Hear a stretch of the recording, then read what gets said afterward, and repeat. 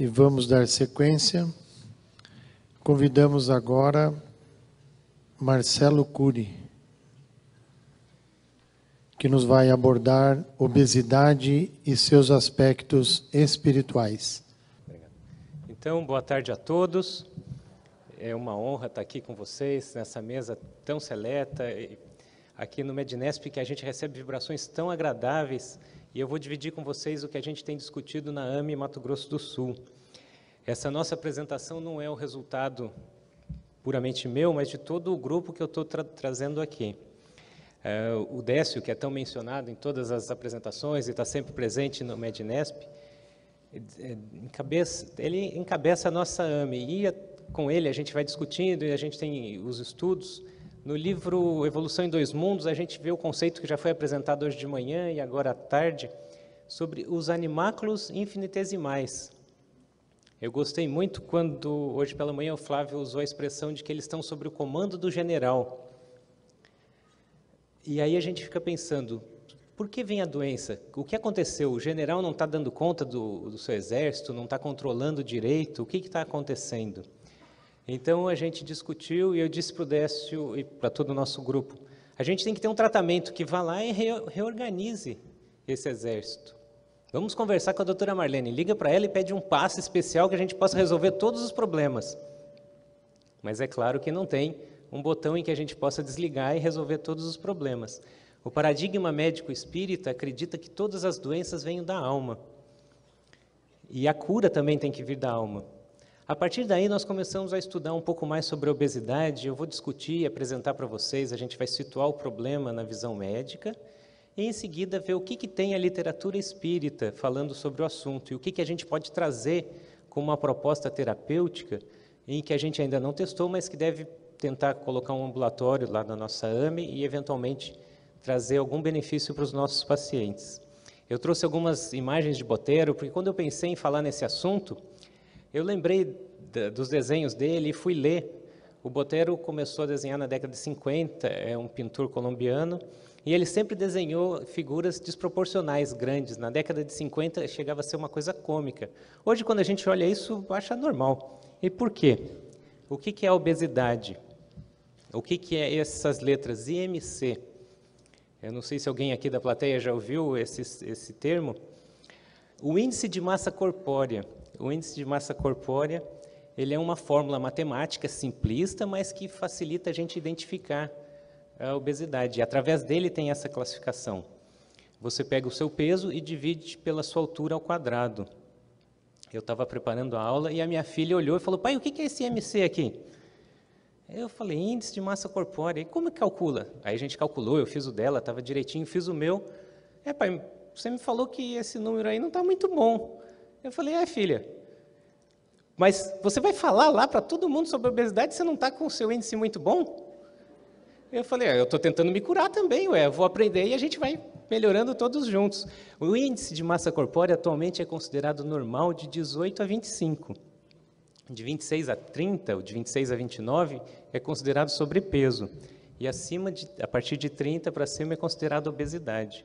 Eu coloquei a pandemia mundial, porque em alguns países chega a ser 30% da população. Nos Estados Unidos, onde a gente vai usar a maioria das pesquisas para apresentar hoje, eles têm, somando pessoas com sobrepeso e pessoas obesas, acima de 50%. Tem alguns autores discutindo o que é normal. Na medicina, quando a gente define os parâmetros normais, são curvas de Gauss, em que coloca a maioria da população. E a maioria da população deles está anormal. Como é no Brasil? Aqui, então, uma ideia de como é que é a distribuição da obesidade no mundo. E aqui, então, é uma representação de como está no Brasil. Nós chegamos a até 20% da população de obesos. É bem interessante, aqui o nosso estado, o Mato Grosso do Sul, está bem na ponta dos maiores índices. E o que a obesidade nos causa? Por que a gente vai perder tempo alertando para esse problema e discutindo esse assunto? A obesidade predispõe a uma grande série de doenças. E aqui estão exemplificadas e demonstradas as principais e as suas porcentagens. Mas e por que uma pessoa fica obesa? Ou por que alguém tem sobrepeso? Ou por que eu tenho sobrepeso e não consigo mudar facilmente? Esse é um dos slides importantes que a gente montou, é a manutenção do peso que dificulta a perda. Eu, como espírita, acredito piamente de que tudo isso é controlado pelo meu perispírito. Em última instância, é a minha alma que controla. Mas em nível inconsciente, eu não consigo modificar meu bel prazer. O que se sabe é que o nosso organismo é programado para manter o mesmo peso.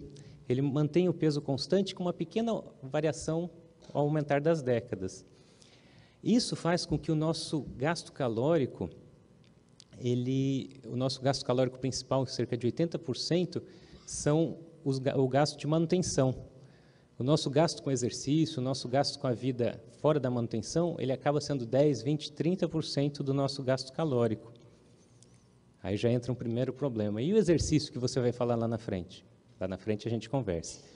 Quando eu estou perdendo peso, o meu organismo identifica isso e pensa, o Marcelo está morrendo, não posso deixar isso acontecer.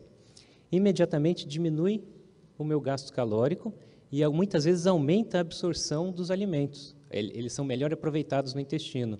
E eu volto ao peso que eu estava antes.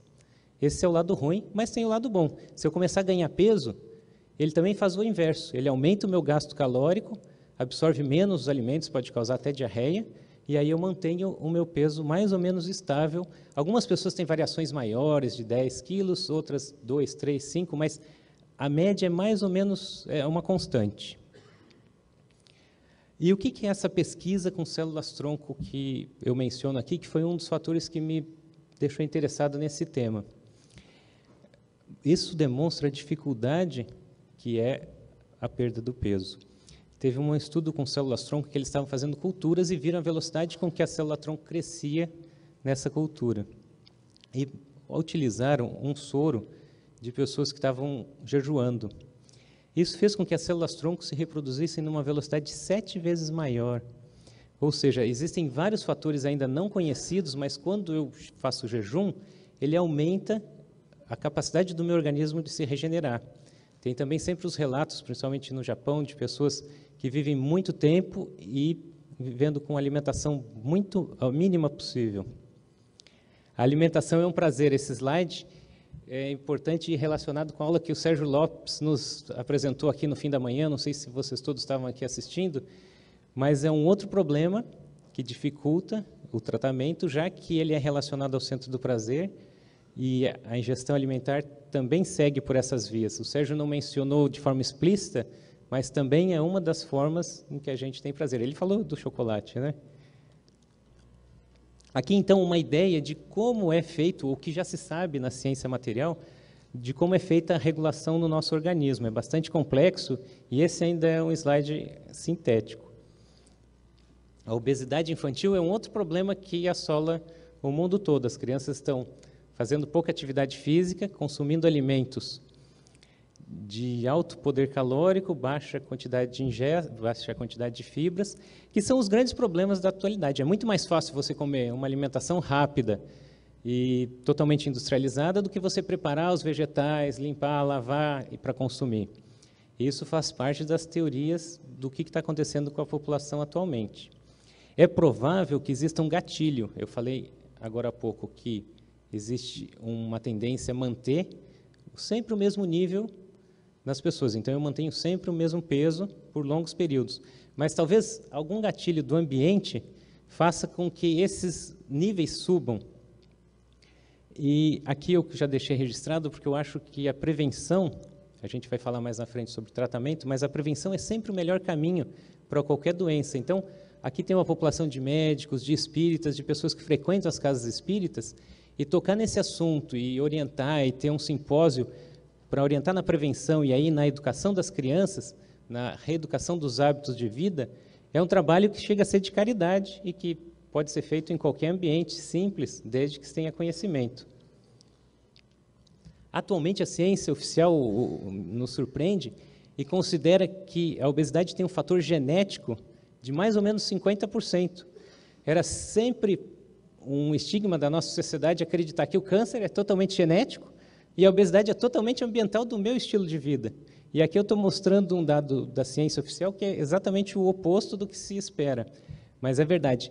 Isso é tão importante que em gêmeos, ele chega a ser 80% concordante. Mesmo que você pegue uma pessoa, um gêmeo monozigótico, que viva aqui, outro viva lá em Campo Grande, comendo a alimentação típica de lá, que é basicamente o churrasco. A tendência, em 80% das vezes, eles vão ser iguais. O que ficar obeso aqui, o de lá vai ser obeso. O que vai ficar magro aqui, o de lá vai ser magro. São poucos, em torno de 20%, em que um fica obeso e o outro não. Até o momento já foram mapeados 24 genes, mas isso ainda está em fase experimental e de pesquisa, pode-se achar outros ainda para ser descobertos. Os fatores de risco.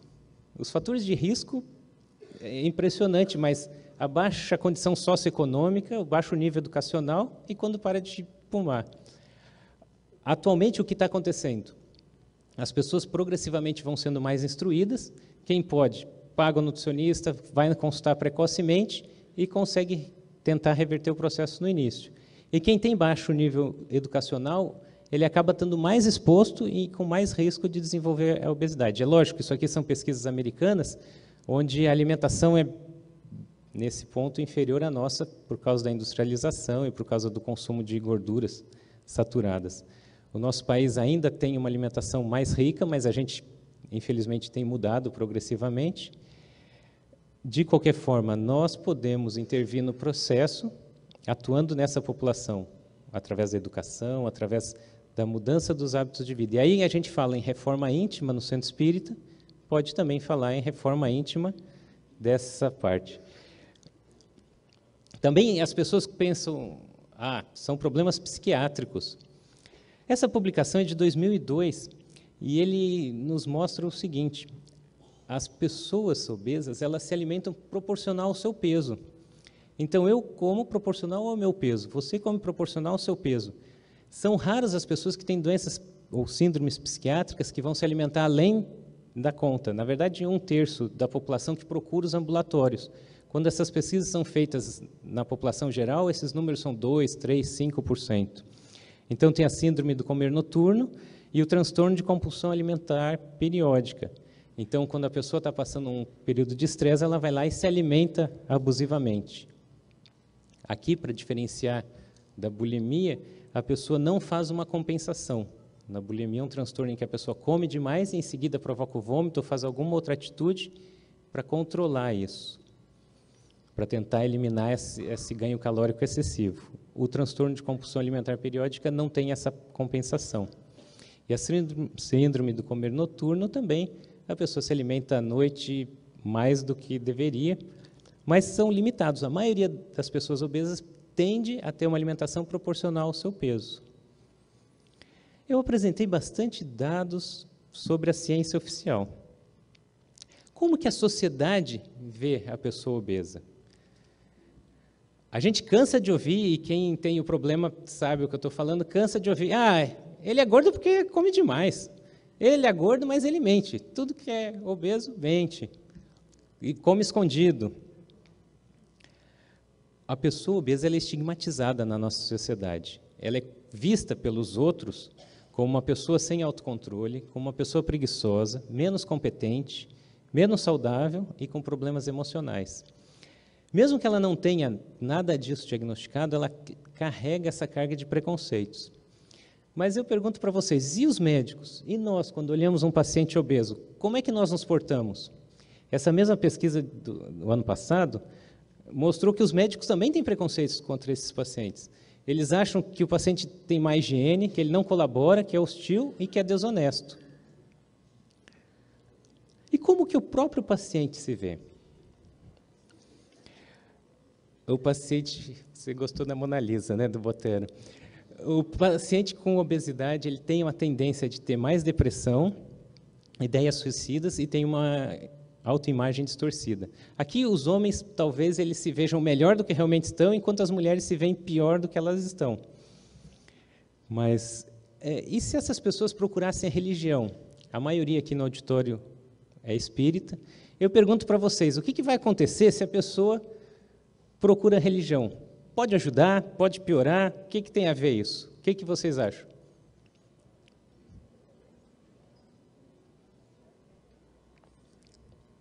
Eu vou falar sobre a religião e sobre o efeito dela também para o tratamento. A nossa angústia é que o tratamento clínico, que é o que está indicado para a grande maioria das pessoas, ele faz com que a pessoa perca em torno de 10% do peso.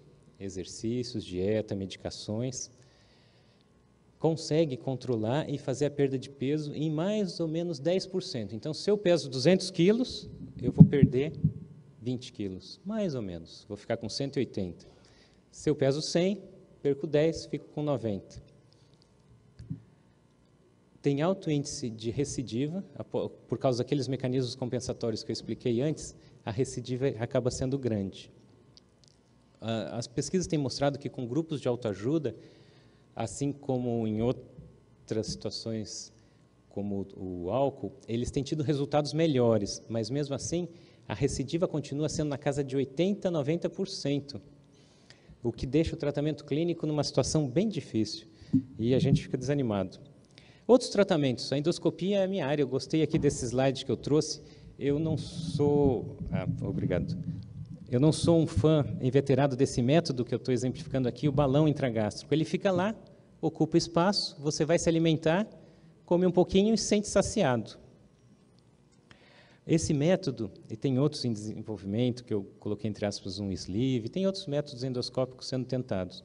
Ele traz uma perda em torno de 15%.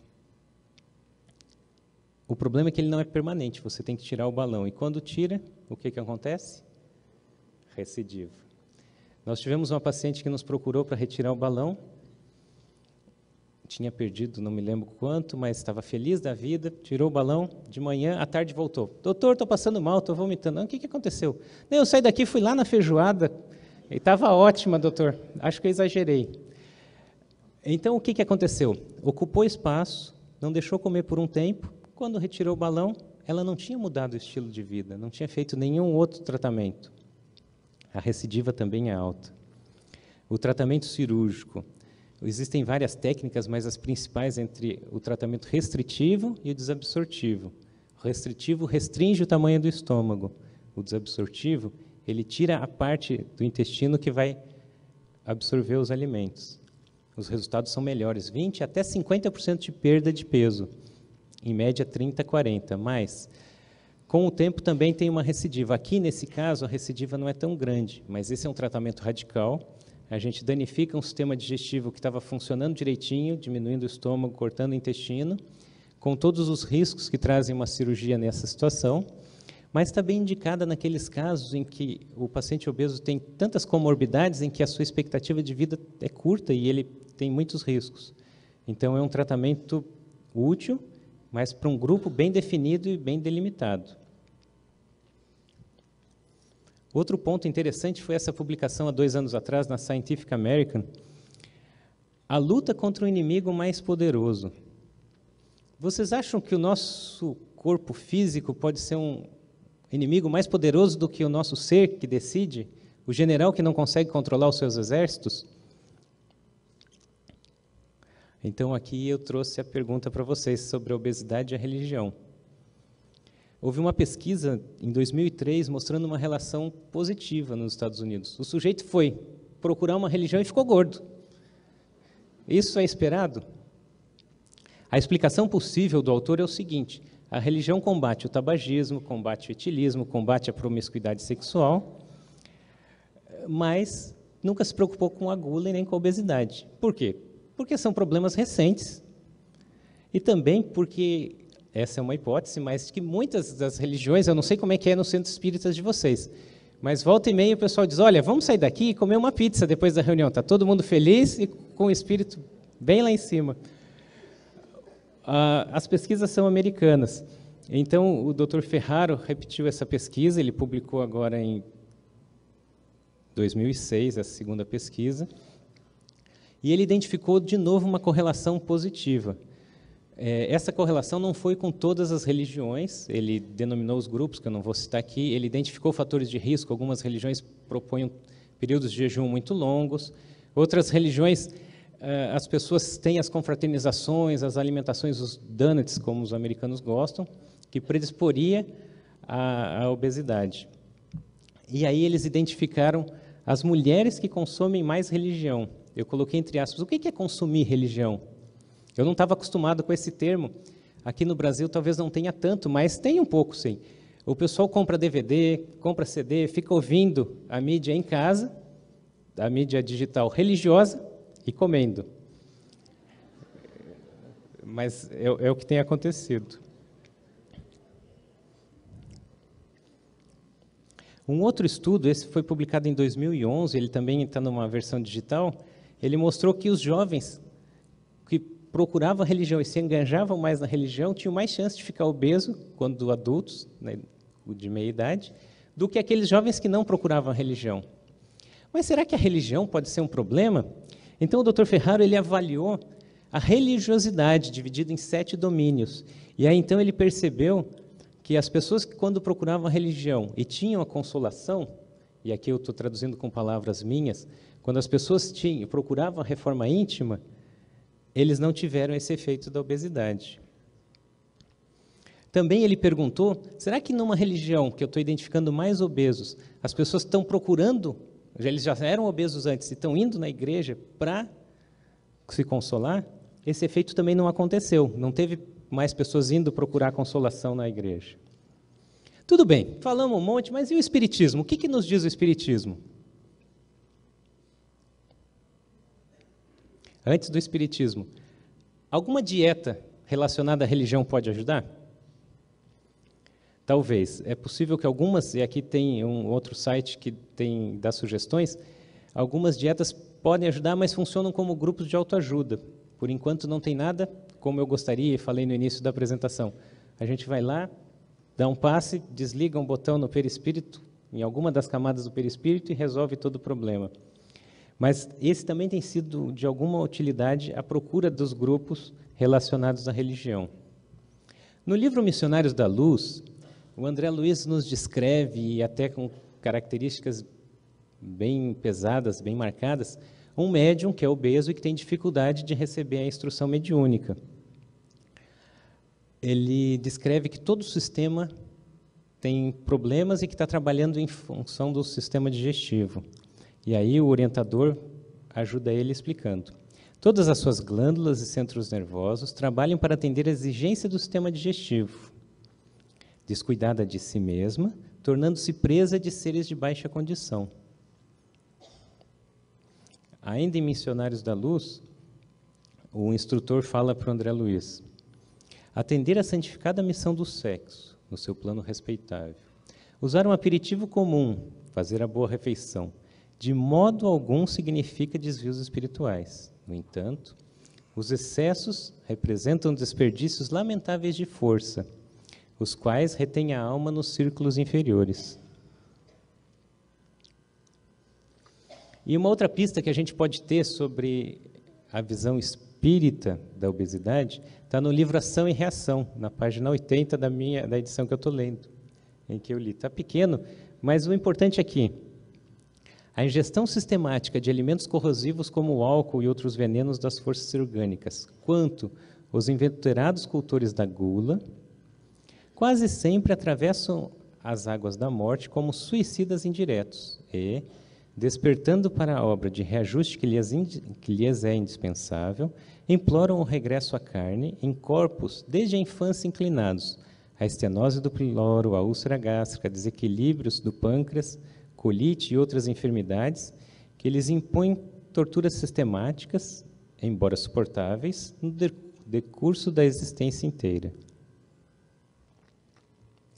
Então, o que a gente pode trazer de lição para nós? A obesidade tem relação com erros pretéritos, e aqui eu digo da vida atual, ou mesmo de vidas anteriores. A gente teve a apresentação anterior de que a reencarnação nos ajuda a corrigir esses erros, e as doenças são só a manifestação delas, dos erros. Ele nos abre as portas da obsessão, e ele nos traz um desequilíbrio de todos os centros de forças. A visão médico-espírita, mudando o paradigma da medicina tradicional para uma medicina ampliada, nos deve lembrar que a obesidade é uma doença da alma, provavelmente uma lesão no perispírito, um desequilíbrio perispiritual multifatorial. Uma doença da alma como tal, os pacientes merecem todo o respeito e um tratamento digno. Sempre que a gente vai tratar qualquer paciente, a gente vai focar a visão médico-espírita na alma. Se a gente pudesse tratar a alma e descobrir quais são os problemas, a gente ainda não tem como fazer amnese, como foi bem comentado, mas se a gente pudesse detectar o problema e tratar, a alma é a nossa primeiro objetivo no tratamento. E, sempre que possível, o reequilíbrio do corpo.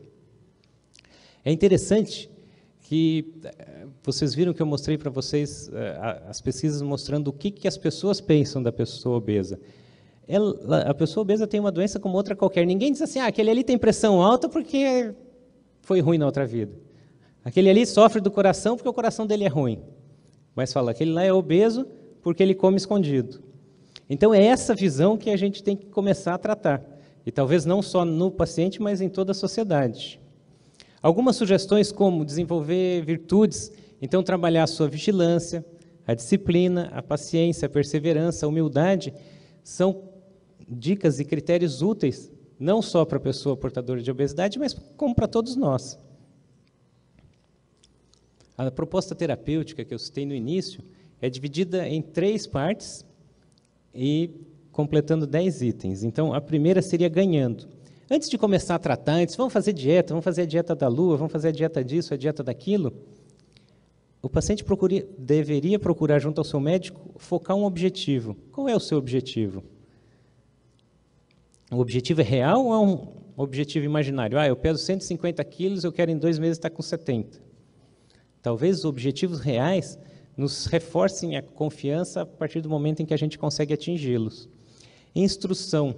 Eu acho que é fundamental a pessoa se munir de toda a informação possível, que é um dos pontos principais aqui da nossa conversa. Fortalecer a força de vontade e instituir a terapia espiritual. No momento a gente tem Eupace e água fluidificada como opções terapêuticas. É de se esperar que nas próximas décadas a ciência médica incorpore muitas outras terapêuticas direcionadas para a alma. E a gente está aguardando e esperando o desenvolvimento delas para poder colocar aqui no nosso armamento terapêutico.